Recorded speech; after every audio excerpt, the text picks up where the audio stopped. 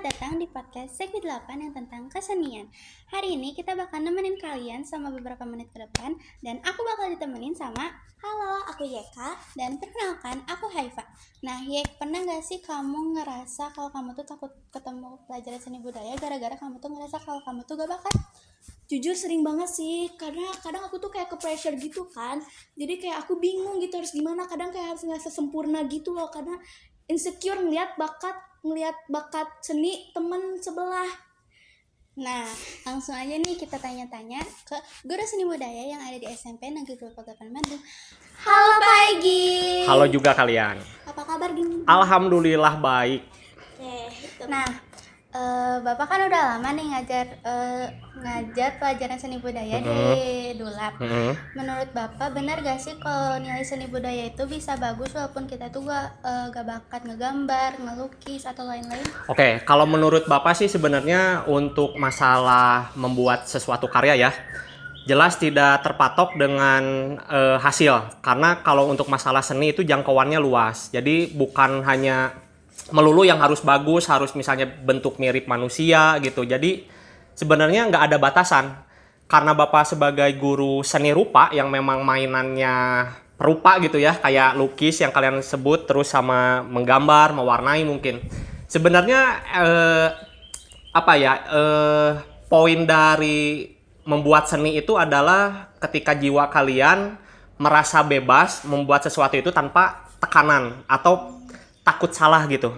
Nah, ketika kalian udah berhasil sampai di situ, dan pasti nanti insya Allah karya kalian pun bakalan beda gitu dari teman-teman lain. Begitu. Jadi nggak ada patokan atau batasan. Begitu. Tapi ngomong-ngomong nih Pak, banyak juga kan anak-anak tuh pada takut karena karyanya tuh jelek atau gimana.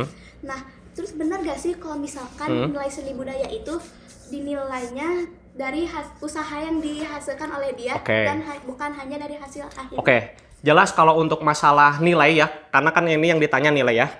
Kalau untuk nilai di mata pelajaran apapun, Bapak yakin semua guru-guru itu nggak cuman melulu dari bentuk hasil atau dari akhir. Jadi semua guru itu pasti harus lihat dulu dari prosesnya. Jadi seberapa perjuangannya dia tentang tugasnya mungkin ya, atau membuat sesuatunya. Terus itu pasti dilihat, terus dengan cara mungkin siswa itu seperti membuat makingnya gitu kan. Misalnya ada kayak gini, ada anak yang misalnya punya bakat, tapi prosesnya dia kurang gitu. Tapi dia punya bakat, jadi nggak perlu orang lain mah butuh latihan berminggu-minggu gitu ya, atau nggak beberapa hari sampai begadang, tapi hasil jelek gitu. Pernah kan nemu kayak gitu ya? Nah, tapi ada yang nggak pernah belajar, nggak pernah ini, nggak pernah itu, tapi hasil karyanya beres gitu, akhirnya selesai, bagus. Nah, sebenarnya ada beberapa faktor kalau sebagai guru yang lihat. Jadi ada beberapa proses, terus dari hasil akhirnya seperti apa. Nah, semuanya terakumulasi sebagai nilai hasil akhir. Jadi nggak melulu cuman akhirnya aja gitu. Ada kasus di satu kelas, jadi untuk tugasnya itu dia bagus. Dan kalau untuk masalah seni rupa itu kan punya ciri khas ya. Kalaupun kalian jelek gitu ya ngegambar atau ngewarnain lah, tapi punya ciri khas. Atau nggak bagus pun punya ciri khas. Nah, di satu kelas ini kebetulan anak itu tuh malah ngejoki ke teman kelasnya di kelasnya, dan udah pasti ketahuan. Jadi nggak perlu lihat. Nah, kalau dari hasil kan itu bagus. Jelas kalau dia dinilai kan pasti nilai 9. Cuman untuk proses dia gagal. Karena dia ngejoki gitu. Betul. Jadi nggak semua melulu nilai itu ngomongin tentang masalah hasil akhir. Begitu. Jadi tuh semua tuh harus ada prosesnya. Ada gitu proses ya, udah pasti bakalan mempengaruhi nilai akhir. Begitu. Jadi kalian jangan minder duluan sebelum takut gitu. Kalau kalian tuh takut, kalau kalian tuh gak bakat, ya ini aja, trust the process, jalanin aja, berusaha dulu ya Pak. Betul. Ngomong-ngomong nih Pak, kita boleh tahu gak sih sebenarnya tujuan kita belajar seni budaya di sekolah tuh apa sih? Aduh, bagus. Pertanyaannya bagus. Ngapain belajar seni? karena kalian itu kan udah 1 minggu tuh belajar materi-materi berat gitu ya, tentang misalnya ya kayak sejarah, IPA gitu kan, IPS misalnya kan, matematika. Nah, disitulah mata pelajaran seni muncul. Buat apa? Buat dimana otak kalian itu tercurahkan dan emosi jiwa kalian itu tersampaikan dalam melalui karya. Ibarat kalau kalian gini ya, ngomongin matematika, rumus ini gitu segala macam.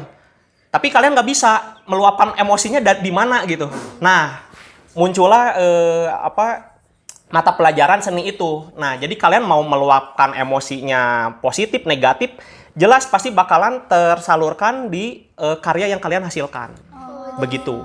Jadi emang seni itu lebih kayak buat mengekspresikan gitu. Betul. Mengekspresikan kita setelah kepusingan semua pelajaran yang berat. Betul. Seni itu hadir sebagai kayak mencurahkan ekspresi yang kalian pendam mungkin ya selama seminggu itu mungkin kayak begitu. Bapak kan udah ngajar lumayan lama nih. Lumayan kan, sih. Nah, ada nggak sih kesan-kesan atau hal yang lucu atau seru selama Bapak mengajar di Waduh, Bapak? kalau lucu banyak sih ya, tapi ada satu momen mungkin di angkatan kalian aja biar relate aja. Ada satu kelas kayaknya. Jadi ini penyakit tiap angkatan. Jadi kan Bapak itu paling nggak suka ada siswa yang bawa cat minyak. Kan kalian pernah dengar ya. Jadi kalau Bapak tuh nggak boleh bawa cat minyak karena nanti bakalan gini. Udah dijelasin kekurangannya cat minyak itu apa, karena jujur aja kalau cat minyak itu kan untuk profesional. Dan kalian kan anak SMP, ya udah cat akrilik aja, cat air yang friendly aja lah. Nah, sayangnya ada satu kelas, satu kelompok anak laki-laki, mereka itu bawa cat minyak. Tapi mereka beli tanpa tahu oil di situ kan tertulis oil itu bahasa Inggris minyak. Mereka nggak baca itu dan nggak tahu mungkin ya. Ya namanya juga anak-anak gitu. Meskipun udah diedukasi sama gurunya tapi tetap ya ada aja yang gitu. Selalu kecolongan tiap tahun.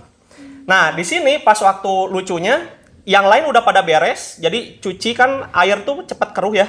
Cepat hitam, yang lain buang gitu. Terus isi lagi putih, buang lagi. Nah, kelompok ini pada bingung. Jadi mereka ngelihat gitu ya. Kok yang lain mah cepat hitam, yang kita yang di dia kobokannya putih. Masih air jernih gitu. Nah, pas waktu udah 2 jam terakhir, mereka sadar baru nanya, "Pak, kok ini yang kita masih putih ya?" Dan Bapak juga ketawanya Bapak puas. Kenapa? Karena kok nggak denger gitu dari minggu kemarin. Dan semua satu kelas itu juga ngetawain sih. Karena apa ya, udah 2 jam di akhir mau ngumpulin tugas, tapi mereka baru sadar bahwa yang mereka bawa itu cat minyak. Dan akhirnya mereka minta ke teman-teman kelompok lain. Di 2 jam terakhir itu? Di 2 jam terakhir. Itu keburu nggak? Keburu jelas enggak ya. Cuman ya mau nggak mau harus beres begitu. Itu sih kayaknya ya pengalaman lucu sih. Benar-benar ya. Iya, unik-unik. Nah, Pak, ngomong-ngomong, kalau boleh tahu, Bapak udah berapa lama sih ngajar seni budaya di Dulap? Oke, sebenarnya hampir mau 10 tahun mungkin ya di tahun ini. Karena Bapak mulai dari 2017. Udah cukup lama ya berarti. Cukup udah sih, dibilang. ya. Bapak, kadang kan kita tuh pernah yang ngerasa insecure gitu. Pas misalnya ngelihat karya teman sebelah tuh lebih bagus gitu. Bapak tuh ada gak sih tips kayak misalnya tips buat siswa-siswa yang ngerasa karyanya tuh insecure sama karya siswa lain? Oke, kalau tips sih udah jelas ya, karena kita dunianya seni, beda sama mata pelajaran lain. Kalau mata pelajaran lain jawabannya harus konkret. Contoh gini ya, ibarat kayak matematika 2 tambah 2 jelas harus 4. Kalian nggak boleh 5, nggak boleh 8, nggak boleh 10. Tapi kalau di dunia seni, hasil yang kalian buat dari proses yang segala macamnya, itu sebenarnya tanpa ada batasan, tanpa ada standar di mana kalian kalau mau bagus itu seperti ini, seperti itu. Kalian pernah lihat kan ada lukisan yang itu mah bagus tapi kok kenapa yang ini jelek tapi malah lebih mahal, ya kan? Iya, Terus contoh sederhananya mungkin ada kalau di dunia musik ya, ada yang enak kan ya, ada yang melodinya low gitu, smooth gitu, halus, tapi ada juga yang lagunya kayak contoh kayak Mawang, pernah denger kan? Yang lagu tentang kasih sama ibunya, sayang sama ibunya, pernah denger? Pernah. Lagu tanpa lirik, tapi malah orang suka dan nyanyi di mana-mana gitu.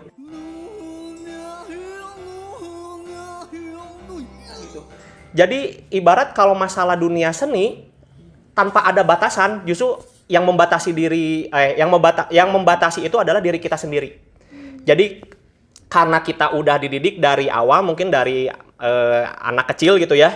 Kalau bagus tuh kayak begini. Nah, kayak begini. Nah, itu yang udah tertanam puluhan tahun atau belasan tahun, yang menurut kita bagus itu harus begitu. Nah, kalau kita di seni justru nggak seperti itu. Justru tanpa ada batasan. Jadi tipsnya adalah kalian buat sesuatu yang menurut kalian itu suka. Standarnya penilaiannya di dalam hati diri kalian sendiri. Jangan ngestandarin ke orang dulu. Kalau kalian misalnya merasa iri ya dengan karya orang lain, dilihat yang positifnya. Oh, dia mah pakai teknik itu ya. Nah, kenapa aku nggak coba pakai teknik itu di karya aku? Nah, itu bisa. Tapi kalau kalian mau mencoba seperti orang lain, misalnya yang si A bisa jago bikin lukisan realis, tapi kita enggak, mau sampai gimana pun susah itu ngejarnya, nggak bisa. Jadi harus mengikuti stylenya diri kita itu bisanya seperti apa. Jadi harus tergantung diri juga ya. Betul. Jadi harus gimana Betul. kitanya, nggak bisa Betul. harus menyesuaikan sama orang, nggak harus sama dengan Betul, orang. betul. Karena dunia seni itu cakupannya luas dan tanpa ada batasan, begitu.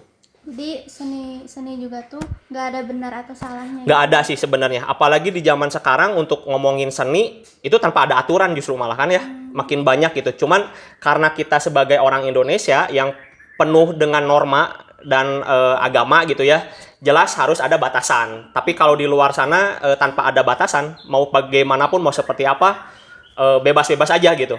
Begitu. Jadi begitu ya. Hmm. Oke, sebelum menutup nih, Bapak ada gak pesan atau motivasi untuk anak-anak yang masih ragu untuk mulai berkarya? Oke. Sebenarnya udah ya, tadi udah dibicarain kalau kaliannya nyimak. Kalau untuk masalah dari Bapak pesannya, bikin karya aja sesuai selera kalian. Terus sesuaikan aja dengan mengalir aja lah dengan emosi yang kalian punya. Mungkin kalian lagi sedih, lagi senang gitu ya, lagi bahagia. Ngalir aja lah, proses aja lah.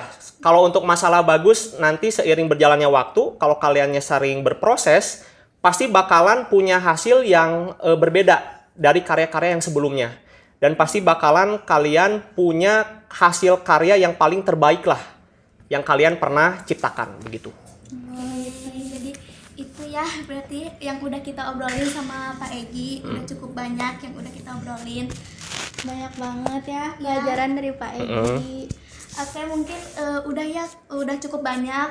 Terima kasih kayak udah pada memperhatikan ya. Semoga kalian memperhatikan karena ini tuh benar-benar pelajaran buat kalian ya. Buat kalian yang masih ragu buat mulai berkarya, itu bisa nonton ini buat jadi motivasi juga. Banyak banget manfaat yang dikasih dari Pak Egi ya. Langsung aja ya. Ya. Kita juga mau ngucapin makasih ke Pak Egi karena Pak Egi udah nemenin dari awal sampai akhir. Oke, thank you juga. Makasih Pak Egi. Thank you juga udah ngundang Bapak ya di sini ya. Iya. Oke, kita juga mau minta maaf kalau kita ada kesalahan atau kurang dalam perkataan. Makasih juga yang udah nonton sampai akhir. Aku Haifa, aku Yeka. Kita pamit undur diri. See you.